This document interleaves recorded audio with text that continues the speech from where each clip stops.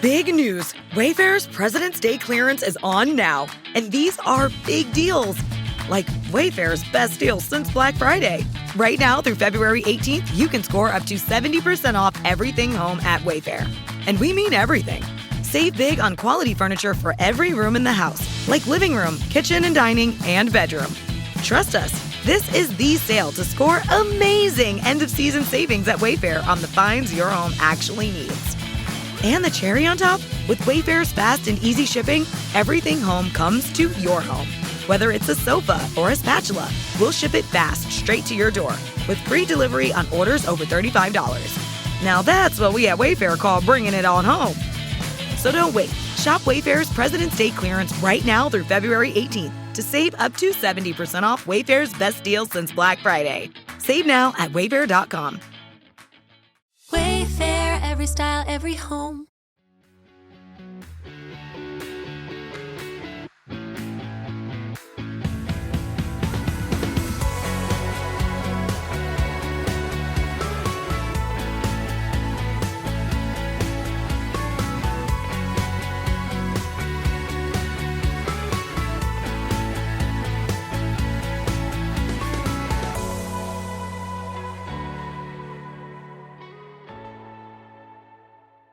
Hey, everybody, and welcome back to Happily Never After. I'm Kate. And I'm Jay. We're here. We're working on turning the page to spousal loss. So this week we have a pretty interesting topic that is somewhat not really discussed openly, I feel like, in the widowhood community. There's a huge concept when you have kids as a widow or a widower that you are roped in with those single parent households. But I'm actually more comfortable with the term solo parent. And being a solo parent is not having that extra set of hands that you, even sometimes as a single parent, find that you have. Jay, what are your thoughts on the term of solo parent versus single parent? I think it's the perfect term because what's interesting is in a single parent household, you know what? Even if, like you said, the father or the mother is a deadbeat parent, you can always still yell at them, call the police, call DIFUS, call somebody. When you are a solo parent because your wife or husband's passed away, you don't have that extra set of hands to call on. You don't have an outside source to kind of force someone to make a decision. You have to deal with it yourself, no matter what. I mean, you may have, other family or friends and things like that can offer you assistance. Sure, but it's not But the same. it's not. My parents have been super supportive and been a great extra set of hands, but it's not the same. It's not that co-parent that you have Right. even in a divorced household. Those relationships might not be good parenting relationships, but there's something to be said about, just not having, hey, I need to run to the grocery store down the street for 5 minutes, or hey, I need to take a shower by myself, or Right. like, especially with me, like my kids are little, like there's no respite from that. It is mom mode 24/7, 365. And what that does to like my mental health, my physical health, like as you can tell, I'm a little under the weather this week. Fighting something that one of the kids must have brought home from school or something. They're hotbeds for the plague. Yeah. Yeah. I mean, yeah, you're at the age where your kids rather are at the age where, you know, they're at school and school is kind of like the green zone, Oh my God. It's and like a petri dish. It's like yes, sending them off into a biohazard space every day. I mean, it's bananas. It's just like, I mean, I'm lucky in that respect because again, my kids are older, and one of my daughters lives out of state. You know, the younger one, I mean, she goes, work, things like that. So of course, you could always have something like A little bit that, different when they're an but it's adult, though. different, But you you have your know. own challenges, even still. Like, doesn't matter that they're over 18. Like, you're still in solo parent mode. Like, I'm sure you have your own challenges and stuff with the girls now. Well, constantly. Listen, as as a parent, as a surviving parent, you are always feeling responsible for something. And it doesn't listen, my kids, and just like our kids can be 30. And you know what? We have a feeling of a responsibility for them. One, because for X amount of years, it's only been us. Mm. It provides a different form of attachment. Once a You parent, know, always a parent. yeah. And not saying a two-parent household is any different, just saying that there is a different level of bonding when you are a solo parent. Well, there Because has to be that yeah, intrinsic absolutely. loss that happens, like, your kids then, even if it doesn't matter if they're, 3, 13, or 33, like, once they lose one of their parents, there's a fear in them, and they become bonded to you because they become protective of you and worried about you, and so, like, how they're attached to you shifts after the other parent dies, and that changes how you parent them. And it's funny that you said that because like my daughter, my youngest one, she's taking her outside. She's looking at different colleges, all around. And the biggest college that I want her to go to is UT because it's right here. And it's Neighborhood school to you, yep.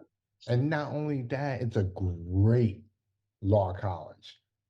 But she's like, you know what, Daddy? Listen, I want to go to UT. That'd be a great opportunity. But if I don't get into UT and I get into some school in Connecticut or some school in Massachusetts or Chicago, I want to go there. And I had to tell myself, look, you got to go. Mhm. You got to go. And because I am not going to apprehend you from the opportunity But that's a to, hard pill to swallow because we've also experienced that loss, and then to be able to, right. it's hard enough as a parent to understand that that empty nest thing is coming. I always tell Yes, my teenager, like, we get into squabbles and stuff. I'm like, "Listen, my job as your parent is to set you up to leave and never come back. That is how I right, know I've done my job successfully as a parent, is I have set you up in a way where you can leave the house and be on your own and stand on your own 2 feet and not need to come back.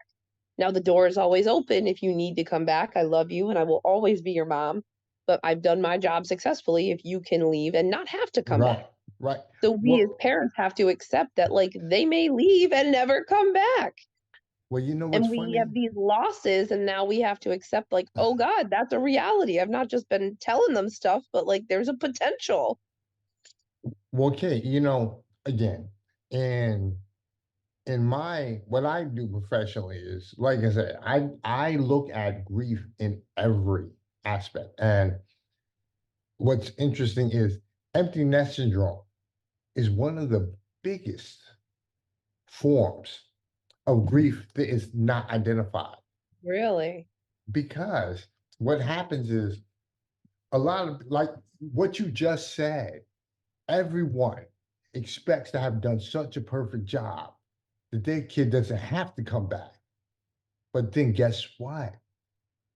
After 5 years of them being gone, and you've raised them all your life, you now miss them. Mm, And so now the role is reversed. And it's not like they don't miss you, but then they're like, you know what? I got this party to go to. I'm hanging out with my girlfriend. Me and the boys want to go to Europe. mm, Mom, dad, you have to understand. And so now the parent is like, yeah, but what about Christmas? They're like, well, for Christmas, I'm going to hang out with my people. You're yep. like, well, hold on. Again, so that's why I say empty nest syndrome. It's one of those griefs that no one recognizes until they're in the throes of it. Do you think that, like, the widowhood experience exacerbates that potentially? Like, for Absolutely. you, your girls were teenagers when you became a widower, so then when they both are old enough to, like, move on, then it's really alone feeling and that amplification of that lack of dependency that they don't have for you anymore. Do you think that that was amplified by being a widower? Oh, absolutely. Because see, in my situation, when my wife died, the very next year, my oldest daughter went away to college. Mm, And, you know, with that being the case, you're a parent and you've been dealing with managing the solo parenting. And now you have to manage. My daughter went 6 hours away, happened to go to the same college that I met my wife. how And funny is that? I know it. But That must have now been a head trip within itself. it was crazy for me, but that's a whole nother conversation because trust me, that one can get long. But the fact that the fact that she was 6 hours away and I couldn't put my hands on her, you Yeah. know, if she needed something, it made it more difficult because now as a solo parent, you feel like if they need something that you can't provide, you are a failure. Mm. Not that you actually failed. It's just the feeling in your mind, 'Cause you you just know. finally found your footing of doing it on Right, your own, but right. then there's a whole it's like as soon as you learn to, like, walk, you're being expected to run, and then you learn to run, and it's having to start all over again, you know? It's just that continued back at square one feeling. I know that because like, I don't know what it's like to be a teenage boy. I have no idea what that's like, but I'll tell you what, we're having some conversations with my Well, son that I never thought I would have to have, and then I get mad at Craig for, like, not being here. Like, I am grateful that they had the birds and the bees talk, like, it very serendipitously happened, like, right before a couple months before Craig passed away, where they had just naturally had that conversation one day when I right. was at work. So I didn't have to do that whole spiel.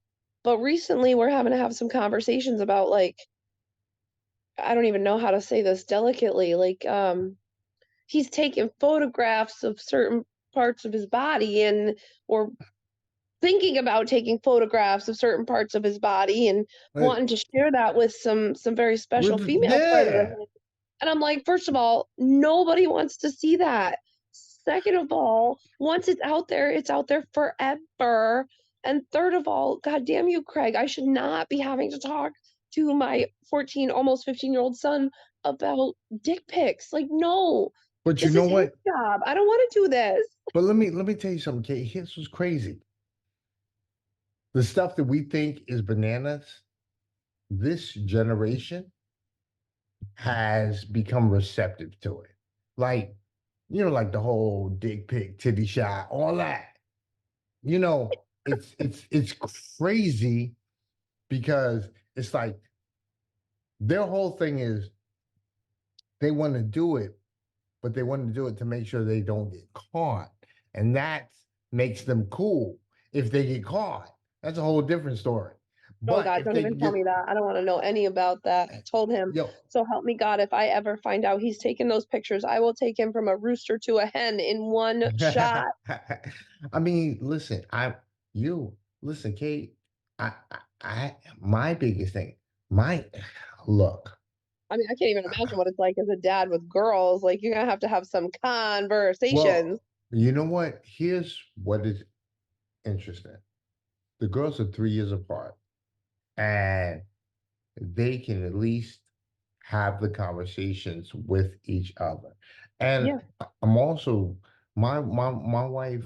What it wasn't like they were at the age, but my wife didn't have any problem with having that type of conversation with them if they were inquisitive about some things, like when it was them, uh, going through the menstrual period and stuff like that. My wife was good with showing them those type of Yeah. things. And I'm I sure, feel like girls get access to that information earlier because there's a potential for that just stuff to start with girls right, earlier. Like when I had that talk with my mom, I think I was 9. that's what I'm Like, saying. like my son didn't have that conversation with my late husband until he was 11. Like, Like, see, fine, but, like, I already know, like, my daughter, she's gonna be in 3rd grade, and I'm gonna have to talk to her about it, but that's fine. I got the same like, we're playing with the same equipment. Like, I have home court advantage. I don't I know scientifically, like, I passed health class, like, I know what he's right, going through and doing, but I don't wanna talk about it. I don't and I it's real hard to, like, have to have a conversation with him like, "Hey, bud, your room kinda stinks. Also, please wash your own sheets." Like, right. I don't wanna find the Well, crusty sock or none of that. let me tell you something. Like, for instance, see, my parents were not together, and my mom was definitely not having that conversation with me nor my brother. Me and my brother had to teach each other, and the streets had to Yeah. teach us. You know, so I knew that when it was my turn, when I became an adult and when I had children, I didn't anticipate losing him. Mm, But when I did, and I had to start having the thoughts of having that conversation, I had to remember what I did not get, and mm, to make sure that somehow they got it. And on top of that, I also had to I had to pick and choose carefully who would cascade information, be- mm. because I didn't agree with certain people's tactics of things, and I didn't want Yeah. to have my children influenced by that just because that person was a woman. Yeah, I You know get what I'm that. saying? Because So you want them to get the message delivered from someone they can relate to, but because right, that was my biggest concern. I was like, "I don't know if my son is even gonna hear what I'm saying because he's probably so freaked out that his mom said penis at him." Like, right, like, he's a 14-year-old boy. He doesn't wanna hear his mom say those words, like, so he's just deaf to it. He's blind to it. So who do I have that I can tap into that it's gonna be the right information delivered in an appropriate way with that, like, relatability, and I love my dad, don't get me wrong, but he's a man of a certain generation, and he's right, not the most touchy-feely emotional guy, so I don't know that he's the best one to deliver it, and, like, his other grandfather, like, he's a little bit more staunch, and so, like, probably wouldn't have that conversation because it wouldn't be appropriate, and, yeah, like, my brother-in-law could do it, but he's a big jokester, and I'm like, "I don't know right, that I want it to be led with a joke filter." So I'm like, "All right. right, well, guess it's me. Better draw on a fake mustache and, like, go to Well, town with delivering this message." what it comes to, and this is one thing look, I'm not ashamed to say it. I had to research it. I Good had for to you. find out. You know what I'm saying? Because it's like I didn't have I didn't have the people around me that I Mhm. could trust to help cascade that information. Mm, And so I had to use my own, you know, my own style, and but I had to learn what my style was. mm, And for me, it was, look, I realized that it came down to being a little bit more, I had to be a little bit more open and accepting of the fact that the girls will be exploring life. I couldn't, let me tell you, I had this one guy that was like, my daughters, yeah, man, they ain't gonna do that. He had 2 daughters. I ain't gonna do. Yeah. Well, mm. one of his daughters, Denial one ain't just a river in Egypt, my no, friend. it was it was like one of his daughters ended up becoming a lesbian. It was no problem, but it Sure. was like her being freer. He didn't want to accept that, you know. Mm, And his other daughter, well, she just loved the boys. We'll just say that. Oh, okay. And a big part of that was because daddy made this false sense in his mind that his daughters were absolute angels Mm, instead of having the conversations of reality. And the whole thing is like, what were you when you were that age? right. So think about yourself a little bit. So now when you are now at the point where you're having these type of conversations with your children, and this is it doesn't matter if you're a solo parent, single parent, or dual parent, you know, it's about understanding that you can't have rose-colored glasses. You know, It's a very hard concept to accept that our children will become sexual beings. yes. Just like And our children have to accept that we are sexual beings, because, right, not for right, nothing, I'll be transparent. My teenage son overheard me and my boyfriend the other evening, and that was an awkward conversation the next morning. But it opened the door for us to have other conversations about, like, you're going to be 15 and you're dating and you're, like, it's not a comfortable conversation, and we didn't certainly go into detail about it, but to have to come to him and humble myself and be like, yep, that happened. Like, right. it's eye open. And I'm sure for you going the other way, like, I'm sure there's been times with the girls where you've been Yep. like, I don't want to know, I don't want to think about it, I don't want to, like, you were telling me something And recently, I think, right? well, I mean, put it this way, yeah, and it's like, you know what? And the thing about it is, look, you have to trust that you have instilled in them all of the information and the decisions that they make are going to be prudent decisions. And the truth of the matter is, it was interesting because my daughter said, you know, you know, Daddy, I don't want to lie to you. That's how she started the Ooh, conversation. So that's like that's how, a knife to the gut. actually no, it wasn't because you know what? It was it was that sign of maturity, Okay. which was totally different because guess what? Most kids would have lied to their parents.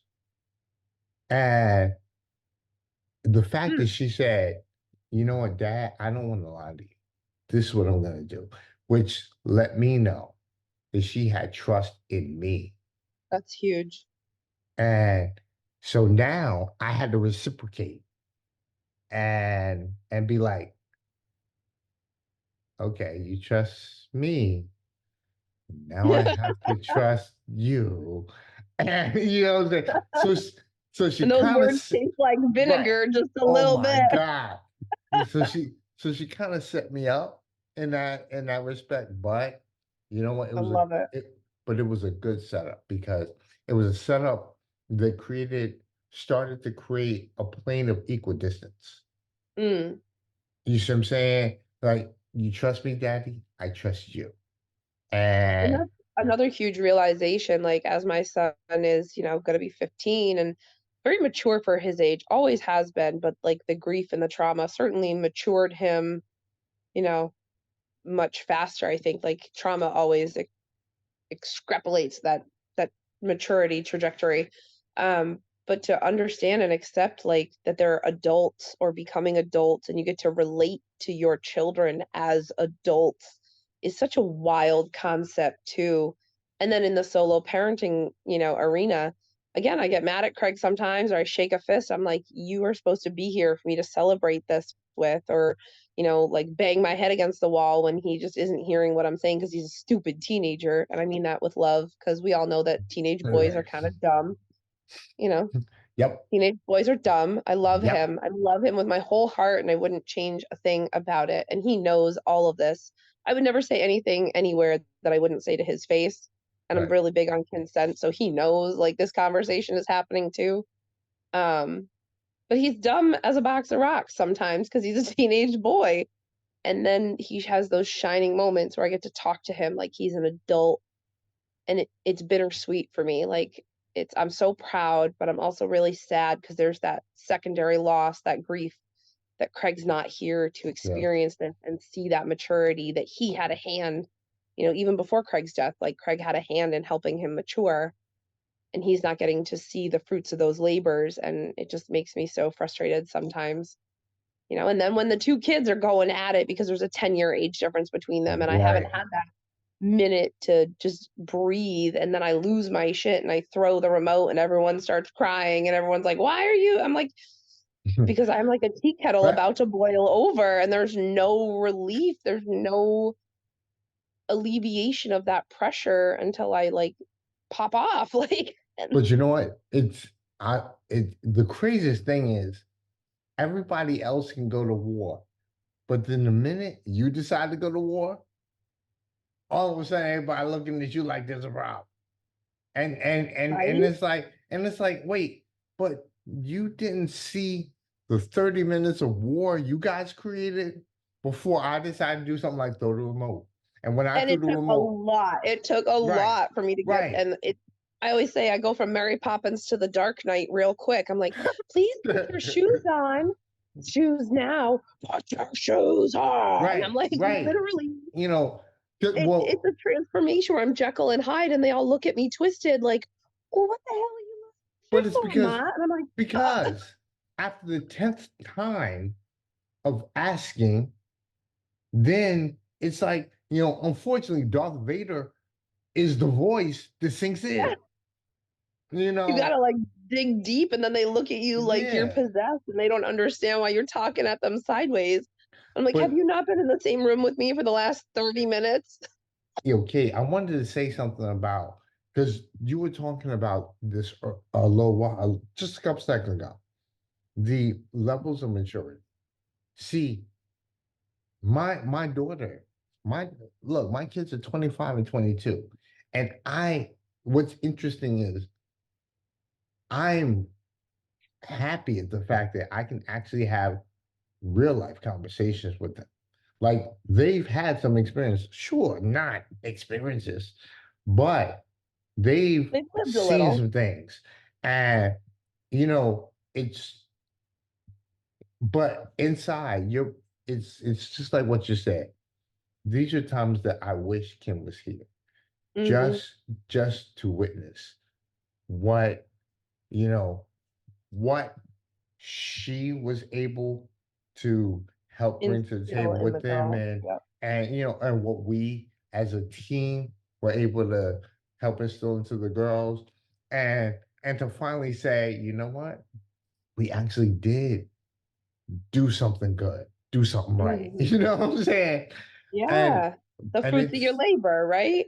Because it's been parenting is no joke. Dual parent, no, single parent, solo parent, like it is a war zone out here, and that whole adage, "It takes a village," I think is so overplayed to the point where, like, we say it so much, but we don't mean it. we don't It's at become a all, at all. platitude. But then I think about that in terms of, like, the widowhood community, like, it takes a village to raise a child, it takes a bigger village to support a widow or a Widow. widower, and Mhm. then when it comes to that person having children, like, there is such an underrepresented, opportunity for those kids, like, what they're missing out on. Father-daughter dances, like, those are a Right. thing in the town that we're in, and I'm seeing posts about those all over the internet right now, and it makes me cry because 'cause I'm like, "My daughter won't get to do that." Let And me they're let like, me "Oh, well, can't she take her grandpa or can't she take her uncle?" I'm like, "She could, but it's not right, the same." And right. every other little girl there is there with her dad. Heard that. Okay, let me tell you something, Kate. Okay. And not for nothing, real quick Um, before, let me just put things in perspective for you. You said your daughters are how old? 22 and and 25? 25, yeah. I got married at 24 to Craig. So just put that in perspective for you. Okay. Any day now, your girls could get married. Any day now, you could become a grandpa. Just gonna Yeah. throw that out there and make you feel real shitty for a hot second. Thank you. You know what I'm saying? It's like, but you know what? It I'm sorry, I had to. damn it, you made me almost lose my thought. Yeah.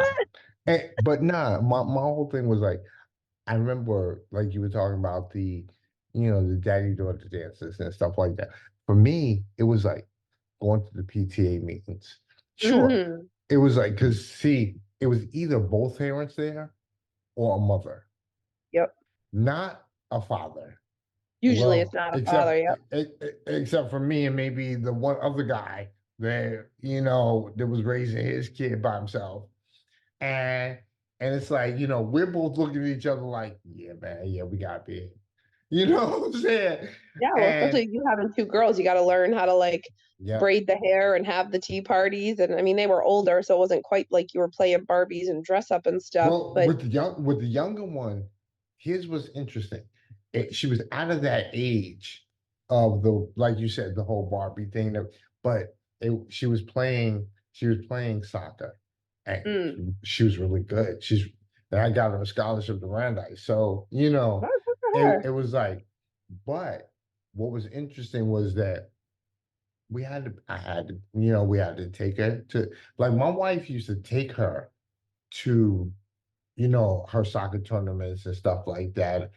When that became my turn, you know, I had to deal with these things. And then I had to deal with, like, if she had a loss, if she had a loss, Mm, I had to teaching her address that that graceful part. losing, yep. Yep. I had to deal with that graceful loss. Now, let me tell you something crazy. My wife was alive when this happened. Both of my kids play soccer, and both were really good. My oldest one decided not to go further, but I saw the transition. It ended up being a Venus Serena moment at this Okay, point. And the coach, me and my wife were at the soccer game for our high school. And my oldest daughter was playing her position. And well, it just so happened the girl from the other team was just handling her. I okay. mean, handling her. So the coach puts in her sister in that position, and her sister lit the fucking place up. Oh my Lanta. And and what was crazy was I'm sitting there, I'm like, yeah, yeah, yeah. Now my wife is sitting there like, do you understand that if you're cheering for one, you're not cheering for the other? And you know, you have to understand that. Hold on. You have to understand that. You have to you so she her whole thing was like, oh, you know, realize that as one is rising, one is declining. And Mm, you have to be okay with understanding that you have to have this balanced celebration. This baby is okay. And then you have to have the, yeah, baby, you did your thing, all in the same turn of the screw. yeah, And that's a hard thing to do. you know what? I can say, thank God that did not happen when my wife had passed. Yeah, Before 'cause my that would've wife been a had really hard passed, thing to do on your because own.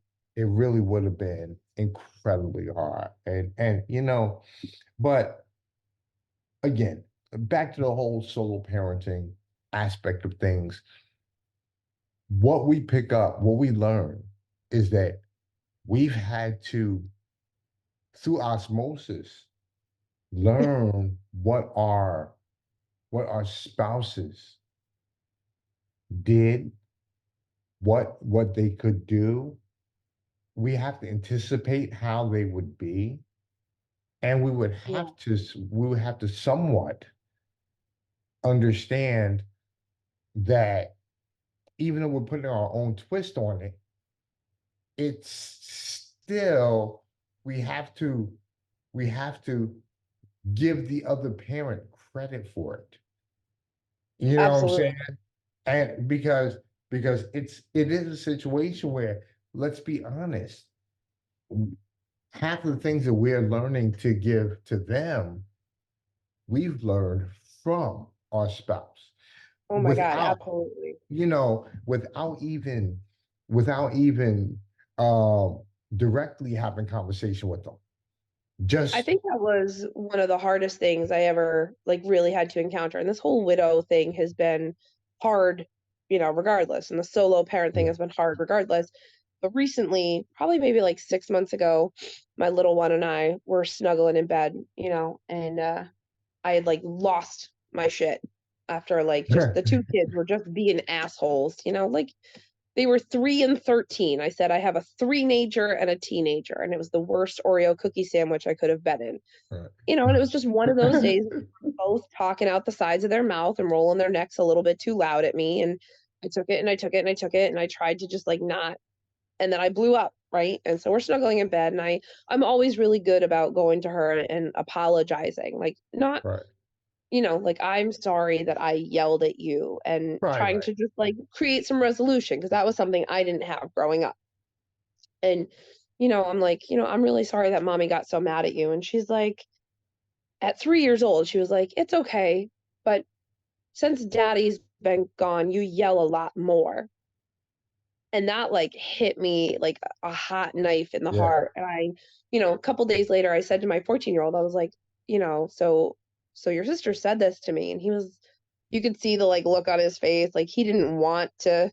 It was true, you Yeah, and know. so I asked him, I was like, "Listen, like, you're not gonna be in trouble, but, like, but what do you think?" And he was like, "Well, yeah, like, you yell more." And I'm like, "It's not that I, like, beat my kids or yell at my kids all the Right, time, like, right, right. 9 chances out of 10, it's me just hostile negotiation hostage negotiations with Mm. them." I can't even speak.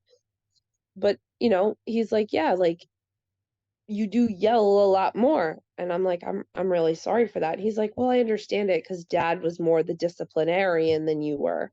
Right. And I like, that was an epiphany for me too, where I was like, "Oh, so not only am I learning how to solo parent, but I'm also, like, taking over that role that he had." Like, he was the finance guy in our marriage, and he was the stats guy at his job, and he was the disciplinarian in our co-parenting. And Yep. it was good cop, bad cop, and I didn't ever even really picked up on that because it wasn't an intentional hierarchy. But to know that, like, okay, now to get my kids to do the things I need them to do, I'm having to be both good cop and bad cop, and the kids have picked up on that, and that was, like, awakening for me. Kate, let me tell you something. It's so interesting because me and Kim, we saw this when she was alive. Kim, I was the rock. Kim was the feather. And I that like that was way of ex- phrasing it. that's exactly how we put it. You know what I'm saying? It's like, yo, because she could calmly address what was going on with the kids. And then she could also see her, she was good. Her threat was, look, you don't really want daddy to know how this shit gonna go down. You know what I'm saying? Wait Like, till your father gets right, home. Yeah. right. Or like, if you really want, like, mommy has a way to make daddy understand these things Yep. easier. Or, or, you give me a hard time, I'll fuck around, just tell daddy and have daddy just go in. Yeah, you tell me how you wanna play this, like, You that's know what I'm fine by saying? me, right? And I had to learn, I had to learn to be both. Like, Yeah. um, I had to learn early that keeping the rock approach to things was not going to get me what I needed when it came to parenting. Sometimes you gotta be a little bit Yeah. stiffer handed with them, and I And don't like to be that well, person because see the I whole was thing, always the good cop. but the whole thing, but see that's the thing. I had to learn how to be the feather. So now there are times where I want to blow the fuck up, but I can't because Mhm. if I do, then You attract you more flies with honey than you right, do with right. vinegar. So I had to learn how to address that side of things while still understanding how to be a disciplinarian at the same time.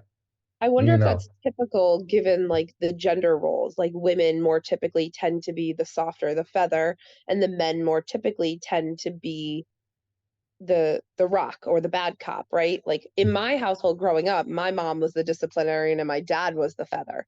But I understand that that's like uncommon, very uncommon. well, you know what? You know, here's what's interesting. I think that fathers are that way to their daughters. If you're in just a community of So daughters, yeah. you know, like for me, see, the reason why I had to be kind of the more of a rock situation with the girls was one, I grew up in a single parent household, Mm, two boys, and my mom didn't didn't really give me that type of understanding. discipline. Then no, she gave me discipline, but it wasn't like see this it wasn't Sorry, I don't discipline mean with to laugh, but it's the way you said it. Oh, she gave me discipline. it wasn't discipline with understanding. That sounds like a trauma response. No, Yeah, you know, love my mom to death, but yes, it was a trauma that was a response. triggered response You right know, there. but like, and then also, I Shout out to also, Mama Lewis. you know, it was crazy because like even when Kim died, like see, there were a lot of things with the way Kim was raised that I didn't agree with her parents about. Mm, And and you know, like for instance, listen, me and Kim came from two different financial worlds. And Kim came from a world where it was all I gotta do is ask and reach out my hand and it's gonna be there.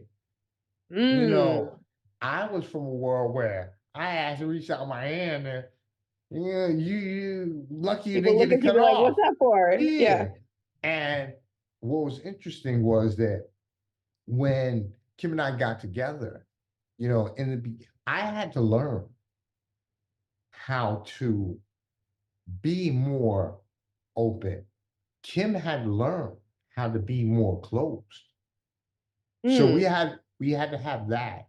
And but I didn't there were methods that her parents had that I didn't quite agree with.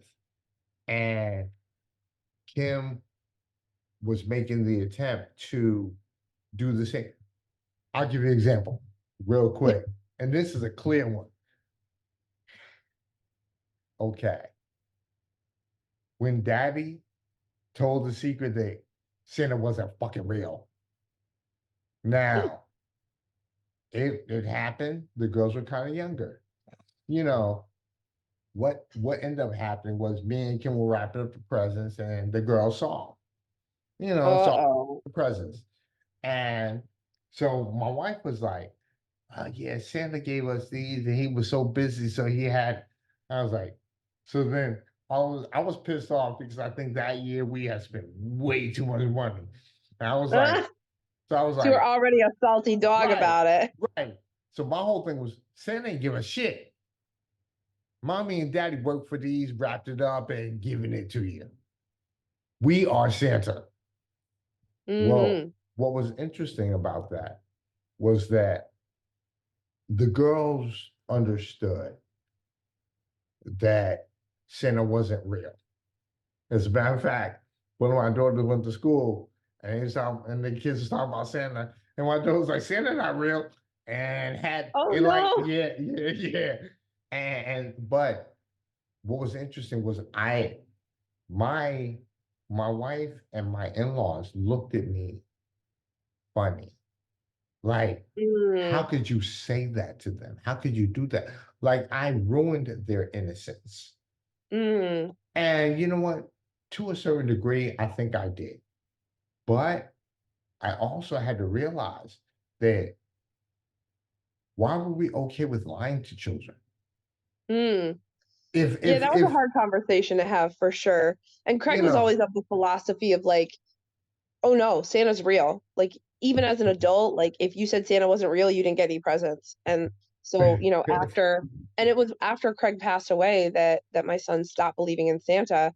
And I had a real hard time with like, oh my God, do I do this in Craig's philosophy, or do I do it, in a way that's authentic to me? And I found this Right. really great thing on the internet that was like, it talked about how Santa isn't a person, but it's an essence. And like, once you know the secret of Christmas, it's now your responsibility to make that holiday magic for other kids and other people. So it's not about it being a person, but it's about it being the spirit of Christmas and like that magic and that, that Okay. seasonal magic.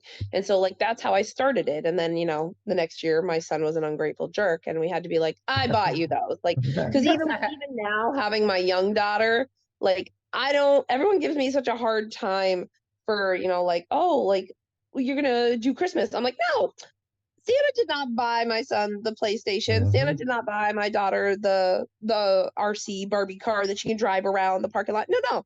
I bought those. I Santa bought it. brought you socks and Yep. underwear and maybe a video game, but I bought you the big gift ones. Like I was like, no, Santa ain't getting credit for that. That's me.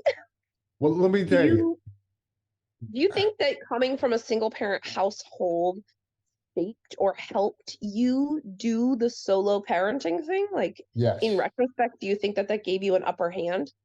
it did. Um, and it did for this fact. I actually had to.